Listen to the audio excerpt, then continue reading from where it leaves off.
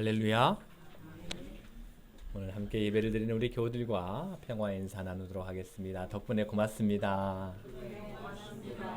덕분에 행복합니다. 네, 우리 이따가 인사하고 또 축복하며 기도하겠지만 오늘 우리 예비 신부가 함께 와서 아마 전혀 낯선 공간과 낯선 그런 순서와 낯선 분위기 속에서 우리 강지혜 양이 예배를 드릴 텐데 하나님의 은혜가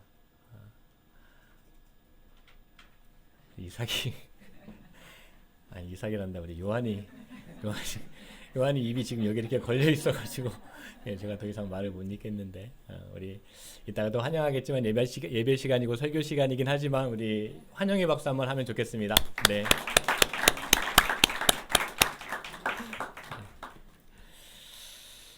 우리 한번 구호 외쳐볼까요? 매주 만나는 매주 만나는 대가족. 지난 주일에 고등학교에 진학하는 학생들을 축하하는 자리에서 한 학생이 이런 이야기를 했습니다. 교회 나온 지 얼마 안 됐는데 이렇게 축하해 주셔서 고맙습니다. 이렇게 인사를 하더라고요. 그러면서 이런 생각을 했습니다. 그래, 우리 교회는 이런 교회지.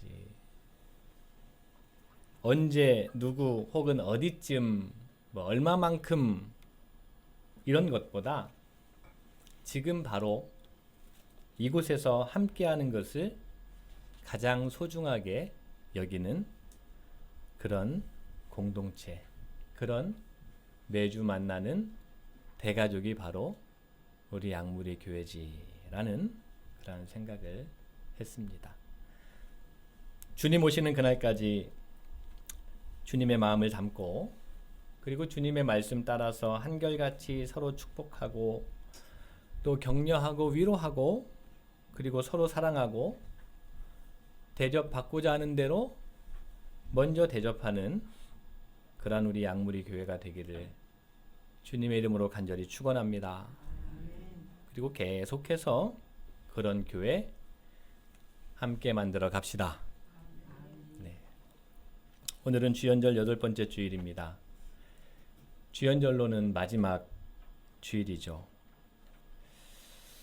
챗 GPT에 전 세계 기독교 인구가 얼마나 됩니까? 라고 이렇게 물어보니까 전 세계 인구가 약 80억 명 정도가 되는데 그 중에 약 25억 6천만 명 정도, 32.2% 정도가 기독교인입니다. 라고 대답하더라고요. 어마어마한 인구입니다. 예수님을 구원자로 믿고 그리고 너도 나도 길이요 진리요 생명이신 그 예수님을 나도 따라 보겠습니다.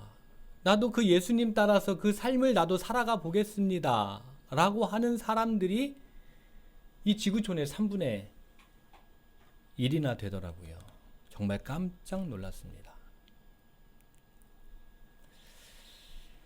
누가복음 12장 1절을 보면 수만 명이 예수님 주변에 모여서 서로 밟힐 만큼 되었다라고 기록해 놓았어요.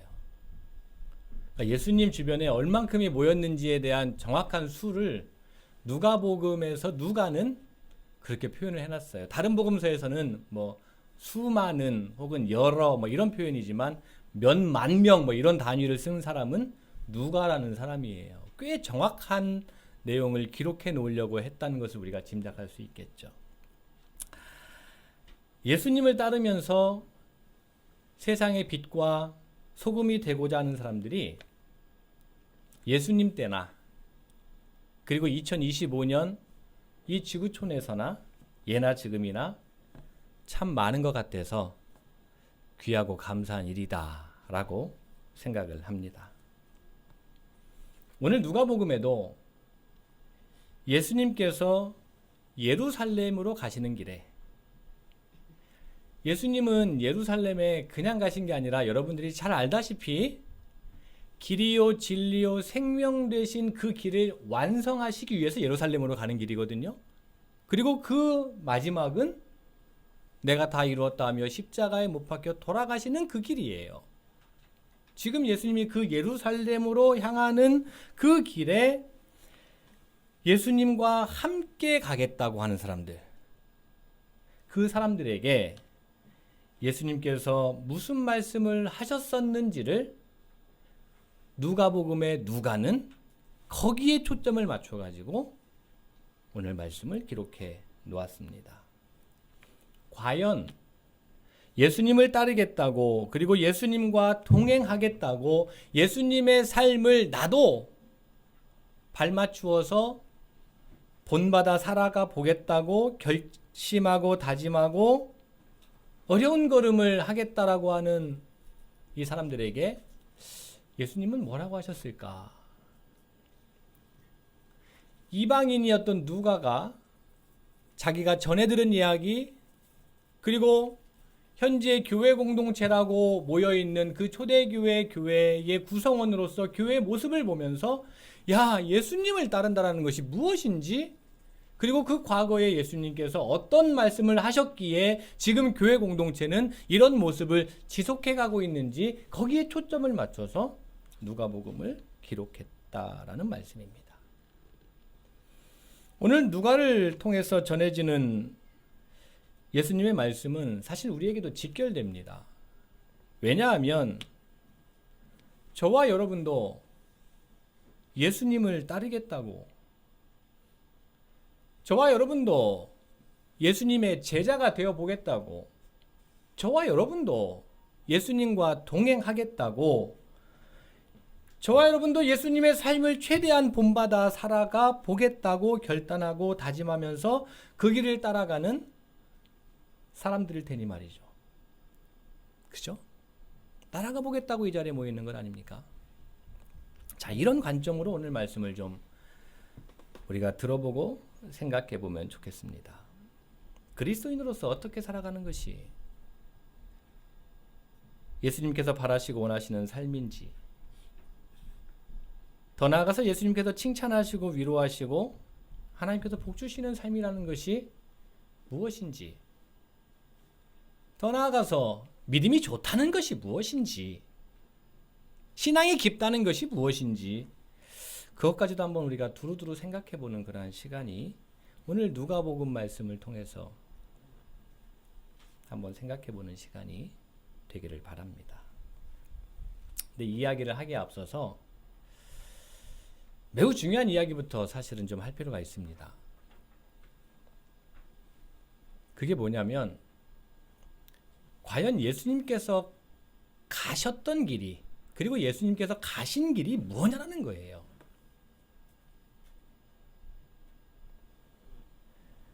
예수님께서 가신 길이 무엇이냐라는 것이 정확하게 기준이 딱 세워져야, 그것을 정확하게 해야 따라간다라는 것이 무슨 의미인지를 알 수 있는 거잖아요. 그게 중요해요. 매우 중요합니다. 근데 누가복음에서 밝히고 있는 예수님께서 이 세상에 오신 목적이 무엇인지를 우리가 좀 확인할 필요가 있습니다. 덮어놓고 따라갈 수는 없는 거잖아요. 그죠? 덮어놓고 따라갈 수는 없어요. 그럼 누가복음에서 예수님이 가신 길이 무엇인지 사실 조금만 눈여겨보면 정확하게 기록이 되어 있는 것을 우리가 확인할 수 있습니다. 누가복음 4장 18, 19절에 보면 예수님께서 하신 일, 그리고 앞서 말씀드렸던 것처럼 누가가 예수님의 가르침을 따랐던 그리스도인들에게 발견되었던 그 일, 거듭 말씀드리지만 누가는 이방인이에요. 유대인이 아닙니다. 근데 훗날 바울을 통해 가지고 초대교회 공동체의 구성원이 되어서 나도 예수님의 제자로 살고 싶어 라고 우리처럼 이렇게 모여서 신앙생활을 하는데 이미 기존에 있었던 그리스도인들이 저렇게 살아가고 있는 거예요. 예수님을 따라서 산다고 얘기를 하면서 저렇게 살아가고 있는 거예요. 그러면서 도대체 예수님이 무엇을 가르쳤고 예수님께서 가셨던 길이 무엇인지에 대해서 누가는 이렇게 기록하고 있어요. 뭐라 말하냐면 주의 성령이 내게 임하셨으니 이는 가난한 자에게 복음을 전하게 하시려고 내게 기름을 부으시고 나를 보내사 포로된 자에게 자유를 눈먼 자에게 다시 보게 함을 전파하며 눌린 자를 자유롭게 하고 주의 은혜의 해를 전파하게 하려 하심이라. 이게 누가복음 4장 18절 19절에 나와 있는 예수님께서 가신 길입니다.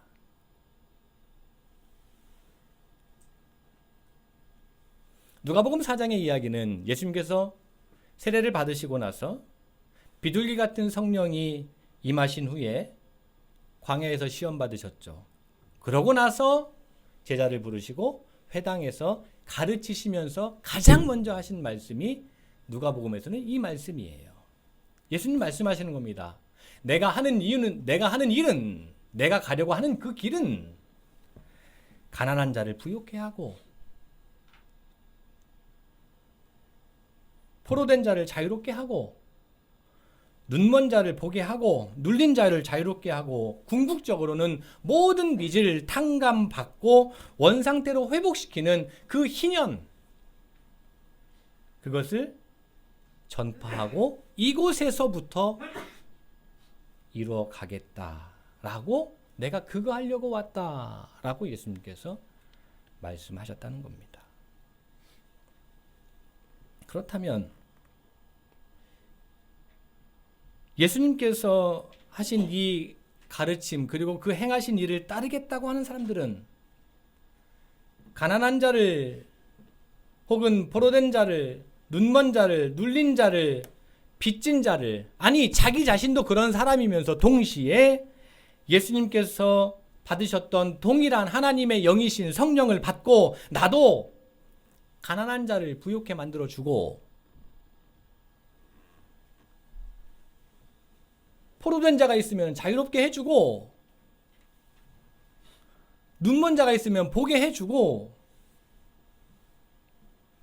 눌린 자를 자유롭게 하고 내게 빚진 자가 있으면 빚을 탕감해주고 그렇게 희년을 전파하며 살아가는 것을 목표로 삼는 자들입니다. 누가복음에서는 예수님과 동행하겠다라는 사람들은 예수님께서 오셔서 하시고자 하셨던 궁극적인 그 일, 희년이요 이 땅에 하나님 나라가 임하게 하는 그 일에 동참하겠다라는 사람들이 예수님을 따르는 사람들이다라고 전하고 있습니다. 자, 이런 전제하에 예수님은 예수님과 동행하고 있는 수많은 사람들에게 오늘 누가복음 말씀을 보면 먼저 이런 말씀을 하십니다. 우리 말씀 몇 군데를 좀 같이 한번 읽어보면 좋겠는데요. 누가복음 14장 28절. 자, 예수님 따르겠다고 하는 사람들한테 이야기하는 거예요. 28절 같이 한번 읽어보겠습니다. 너희 중에 시작.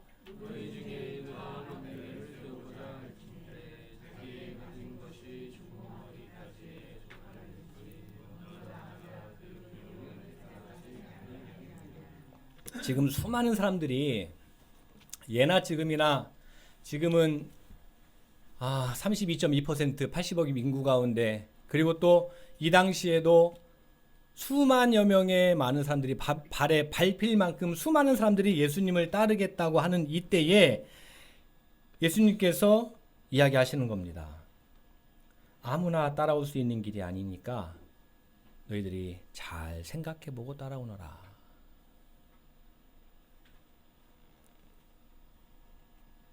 집을 짓겠다고 하는 사람들이 집 짓기 전에 먼저 돈이 얼마 있는지 생각해보고 집을 짓는 것 아니겠느냐. 그러지 않으면 돈도 다 날리고 빈털터리가 되고 빚더미에 올라앉듯이 주님을 따르려면 주님을 따른다는 것이 무엇을 말하는 것인지를 생각해 보라고 주님께서 예수님 따르겠다고 하는 수많은 사람들에게 돌이켜서 돌아보면서 이야기하신 내용입니다. 예수님이 이게 얼마나 중요했는지 이것이 부족하다고 생각하셔서 한 번 더 말씀하십니다. 그 내용이 31절입니다. 또 한번 같이 읽어보겠습니다. 또 어떤 임금이 시작. 또 어떤 임금이 다른 임금과 싸우러 갈 때에 먼저 앉아 1만 명으로서 저 2만 명을 거느리고 오는 자를 대적할 수 있을까 헤아리지 아니하겠느냐. 이번에는 전쟁의 비유로 말씀하셨죠. 전쟁에서 지게 된다면 죽거나 모든 것을 약탈당하거나 아니면 전쟁 포로가 될 판인데 덮어놓고 전쟁 나갈 수는 없는 거잖아요. 내 기분 나쁘다고 전쟁 나가는 게 아니잖아요. 내 기분에 따라서 다른 나라와 싸우는 게 아니잖아요. 자기 개인 싸움이면 모를까. 미리 따져보고 내 힘이 약할 것 같으면 전쟁하기 이전에 먼저 화친을 청하고 혹은 주변국의 도움 요청을 결정하는 게 그게 전쟁하겠다고 하는 왕의 모습이잖아요. 예수님께서는 예수님을 따르겠다고 하는 수만 명, 발에 밟히는 사람 수만 명 그들에게 건축과 전쟁의 비유를 통해서 사안의 심각성을 알리신 후에 주님을 따르는 일에 대해서 신중하게 결정하도록 주님을 따르는 길이 어떤 것인지를 말씀하고 계시는 거예요. 자, 이처럼 주님께서 말씀하신 다음에 예수님을 따를 준비가 되었다면, 자, 전쟁할 준비도 됐고 집을 준비도 되었어. 그래, 정말 이제 예수님을 따르겠어 라고 하는 그 길이 이제 구체적으로 무엇인지 이제 다음 스텝으로 예수님께서 말씀하십니다. 그 내용이 26절, 27절 말씀이에요. 우리 26, 27절 같이 한번 읽어보겠습니다. 무릇 내게 오는 자가 시작. 형제와 자매와 더욱이 자기 목숨까지 미워하지 아니하면 능히 내 제자가 되지 못하고 누구든지 자기 십자가를 지고 나를 따르지 않는 자도 능히 내 제자가 되지 못하리라. 우리 저기 뒤에 33절도 같이 읽어볼까요? 이와 같이 시작. 이와 같이 너희 중에 누구든지 자기의 모든 소유를 버리지 아니하면 능히 내 제자가 되지 못하리라.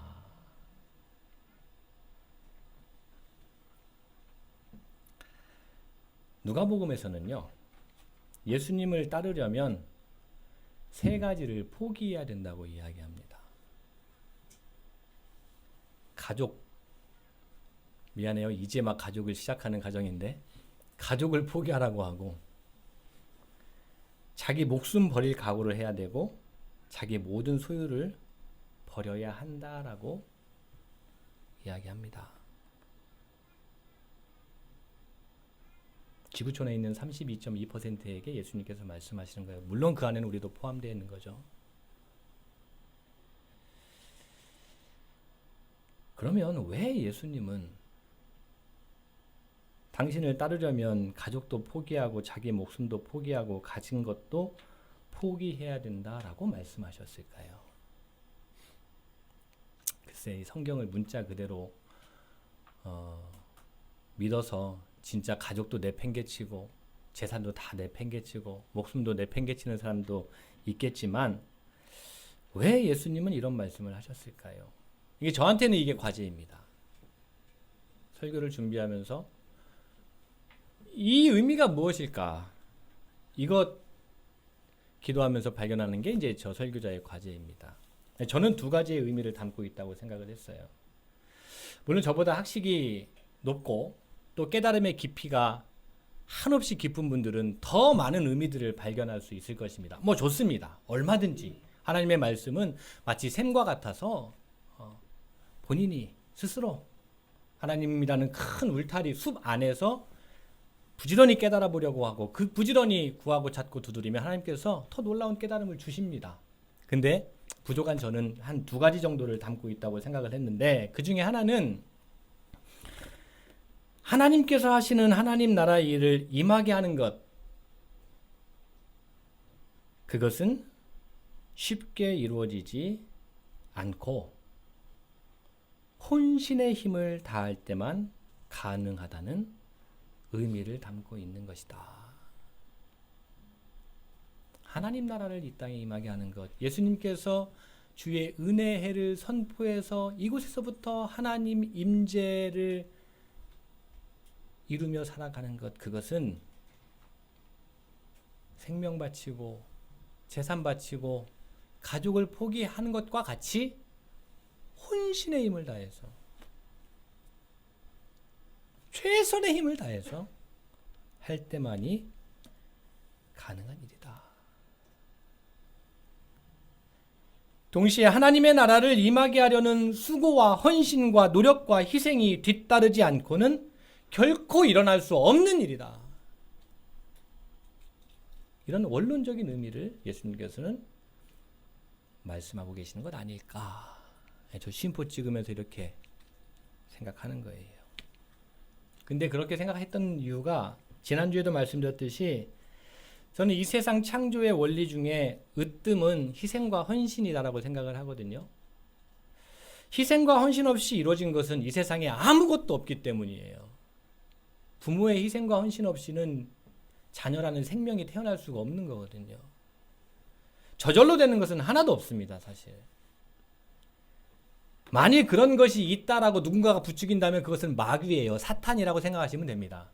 야, 그 저절로 돼. 이렇게 얘기하는 사람이 주변에 누군가 있으면 그것은 마귀 사탄이라고 생각하시면 됩니다. 그들의 조장이라고 생각하면 돼요. 그런 거 없습니다. 가난한 자를 부유케 하는 것, 포로된 자를 자유케 하는 것, 눈먼 자를 보게 하는 것, 빚진 자를 탕감해 주는 것, 모두가 자기 희생과 헌신의 산물이죠. 혼신의 힘을 다할 때 그나마 조금 근접해 갈 수 있는 것이다 라고 예수님께서는 그 의미를 담아서 나를 따르려는 자들은, 내가 하려고 하는 하나님 나라를 이 땅에서부터 시작하려고 하는 것을 나도 해보겠다고 하는 사람들은 가족도 생명도 재산도 포기해야 된다라고 의미를 담아서 말씀하셨다라는 것이죠. 또 하나는 아무리 우리가 혼신의 힘을 다해서 힘과 의지를 다 한다 할지라도 불가능하다. 성령을 받지 않고서는, 거듭 말씀드리지만 누가복음 4장 18, 19절 말씀, 예수님께서 하신 말씀의 타이밍은 예수님께서 비둘기와 같은 성령이 임한 이후에 이런 말씀을 하신 거예요. 우리의 힘과 의지로는 불가능한데, 그래서 성령을 받지 않고서는, 하나님의 도움이 아니고서는 불가능하다라는 의미를 담고 있는 것 아닐까. 그러면 아예 불가능한 일을 왜 예수님은 그렇게 해야 된다고 말씀하시는 것일까를 이어서 생각해 보면 제가 얻게 되는 대답은, 그 나머지는 누가 하신다는 거예요? 하나님께서 하신다는 거예요.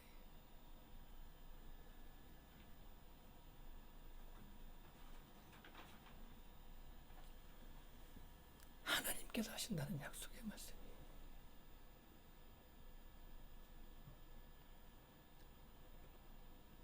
하나님께서 네 힘과 네 희생과 네 헌신으로는 불가능해. 내가 너의 돈이 필요한 게 아니야. 너의 목숨이 필요한 게 아니야. 네 목숨이 뭐야 그게? 네가 가진 돈이 뭐 대단해? 그거 아니야. 그런데 네가 내 뜻에 맞게 하나님의 나라를 임하게 하려고, 주님 오신 그 길을 살아가 보려고 혼신의 힘을 다하면 내가 되게 해줄게. 내가 나머지는 할게. 우리가 잘 알고 있는 먼저 하나님의 나라와 의를 구하라. 그리하면 이 모든 것들을 더하시리라 라는 말씀이 있는데, 하나님의 나라와 의를 누가 구하라는 거예요? 하나님이?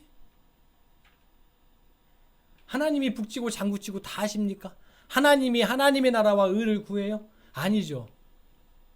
정상화 집사님 누구라고요? 그래요. 정상화예요. 오정석이에요. 예수님을 따라 보겠다고 하는 사람들이에요. 그러면 이제는 누가 이 모든 것을 더해서 이루어주신다는 거예요?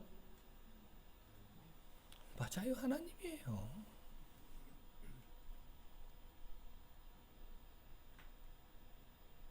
이게 믿음입니다. 이게 믿음이에요. 시작은 성령을 받은 이들이지만 완성시켜 주시는 것은 성령님을 보내주시는 하나님이시다. 이 믿음. 내가 헛수고하는 것이 아니구나. 내가 혼신의 힘을 다하면 하나님께서 되게 해주시는구나 하는 그 믿음. 사랑하는 양물 여러분, 제 힘과 의지로는 불가능하지만 그 길을 가면, 그 길을 가려고 하면 하나님께서는 반드시 이루어 주신다라는 믿음이 저와 여러분에게 있기를 간절히 소망합니다. 이 믿음으로 살았던 증인들의 이야기가 바로 사도행전의 주제예요.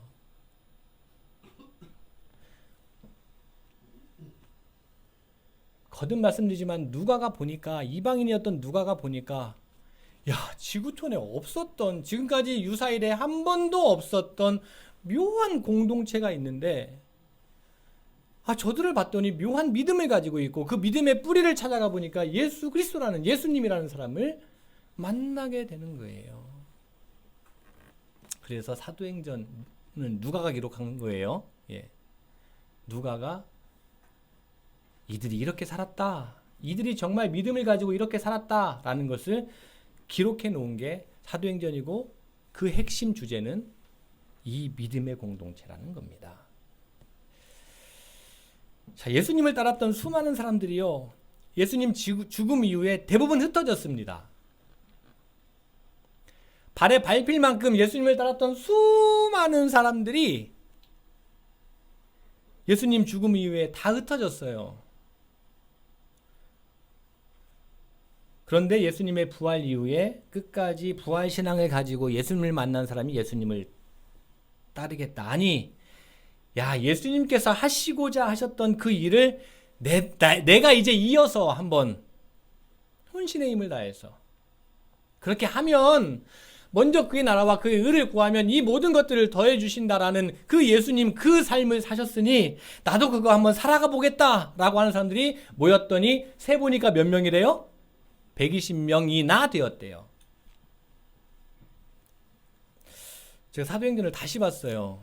사도행전에 보면은 120명이나라고 기록이 되어 있어요. 개역개정에 보면. 많다는 거예요? 적다는 거예요? 많다는 거예요. 의외로 많다는 거예요. 우리 그럴 때 그런 표현을 쓰잖아요. 그렇게나 많이나? 뭐 이런 거잖아요.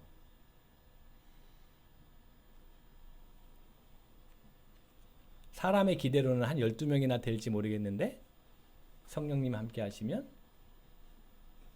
사도행전 2장의 성령 강림의 사건 이후에 보니까, 아니 그 이전부터 소망 가지고 기도했던 사람이 하나님의 사람들이 120명이나, 우리가 알지 못하고 우리가 계산하지 못했던 120명이나 있었더라는 거예요. 그리고 그들로부터 초대교회 공동체가 시작이 되었습니다. 초대교회는 예수님께서 가시는 길을 따랐습니다. 그리고 그 현장의 모습을 사도행전 4장 32절에서는 이렇게 기록해 놓았습니다. 사도행전 4장 32절, 오늘 본문입니다. 같이 한번 읽어보겠습니다. 믿는 무리가, 시작.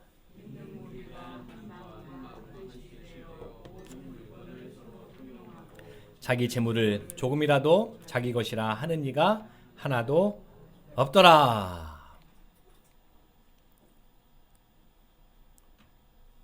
교회가 그랬다는 거예요. 예수님을 따르겠다고 하는 사람들이 모인 곳이 그랬다는 거예요. 그리고 그 중에 가난한 사람들이 없었대요. 여러분 오해 마십시오. 초대교회는요, 데살로니가 말씀을 보면 바울은 뭐라고 가르치냐면요, 따라해봅시다. 일하지 않는 자는 먹게 하지도 말라.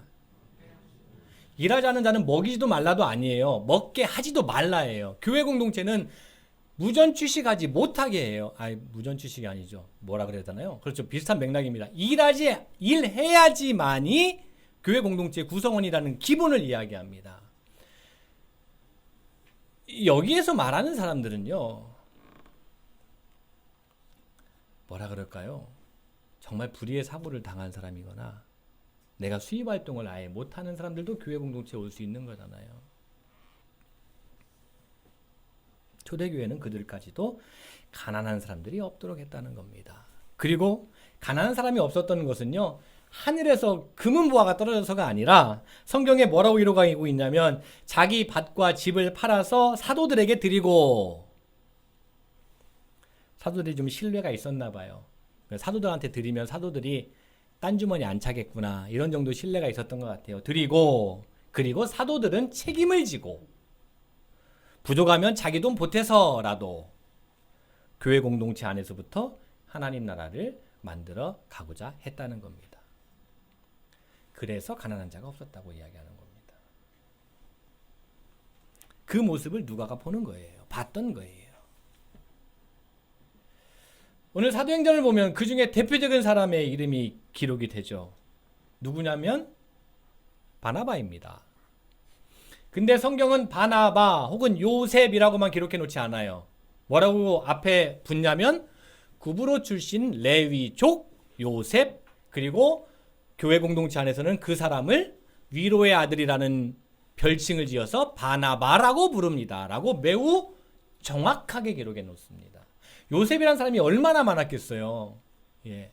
그런데 그 요셉이 다 같은 요셉이 아니라 구브로에서 난 레위 지파의 후손인 요셉이요, 그리고 그들을 일컬어서 우리는 바나바라고 불렀소 라고 기록해 놓았다는 것입니다. 이 사도행전 4장의 현장의 이야기를 누가복음으로 고스란히 비춰서 생각해 보면 바나바는 예수님을 따르는 사람들이었어요. 바나바는 예수님을 따르는 사람이었어요. 예수님을 따르는 공동체인 교회 안에 하나님 나라가 임하기를 혼신의 힘을 다했던 사람이었습니다.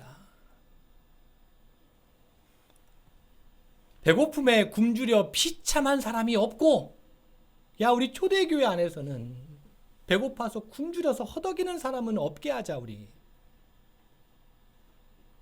치료약이 없어서 죽어가는 사람들이 없고, 야, 우리 교회 공동체 안에서는 여기 살갗 찢어졌는데 이거 치료 못 해가지고 이게 나중에 번져가지고 팔 절단해야 되는 일이 없게 하자.